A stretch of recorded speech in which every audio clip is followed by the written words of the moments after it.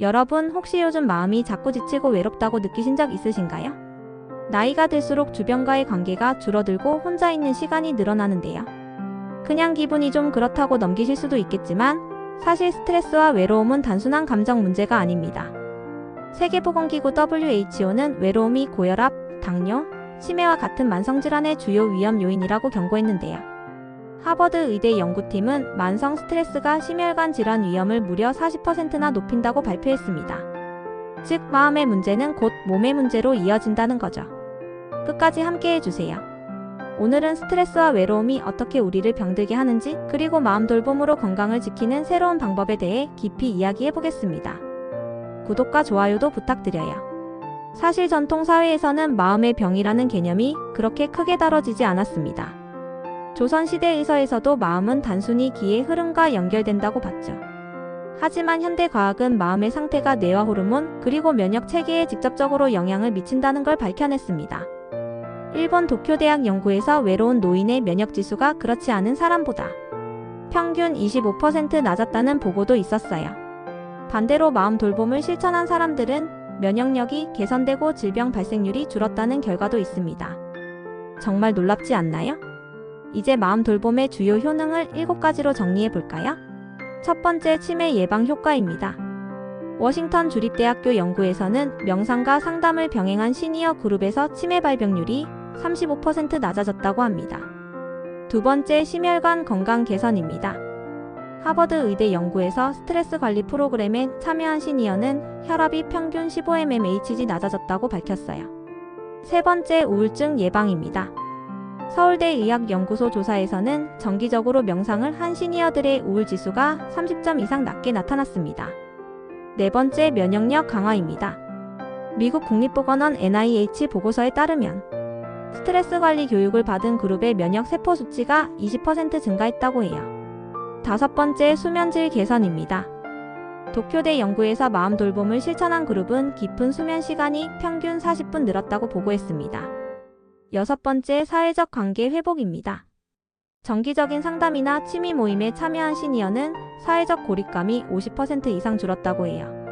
일곱 번째, 삶의 만족도 향상입니다. 한국보건사회연구원 조사에서 마음 돌봄을 실천한 그룹은 삶의 만족도가 2배 이상 높았다고 발표했습니다. 그렇다면 마음 돌봄과 최고의 궁합 활동 5가지는 무엇일까요? 첫째, 명상입니다. 하루 10분의 명상이 뇌파를 안정시키고 스트레스 호르몬 수치를 낮춰줍니다. 둘째, 깊은 호흡법입니다. 워싱턴 주립대 연구에서는 복식 호흡을 꾸준히 실천한 시니어가 혈압과 심박수에서 안정 효과를 보였다고 해요. 셋째, 상담입니다. 전문가와의 대화는 감정을 정리하고 마음을 치유하는 데 큰 도움이 됩니다. 넷째, 취미 활동입니다. 그림, 글쓰기, 음악 같은 활동은 뇌를 자극하고 성취감을 줍니다. 다섯째, 자연 속 산책입니다. 하버드 연구팀은 주 3회 자연 산책을 한 시니어들의 스트레스 지수가 25% 낮아졌다고 밝혔습니다. 반대로 최악의 궁합 습관 5가지도 있습니다. 첫째, 술과 흡연입니다. 스트레스 해소를 위해 택하지만 결국 뇌와 심장을 더 망가뜨립니다.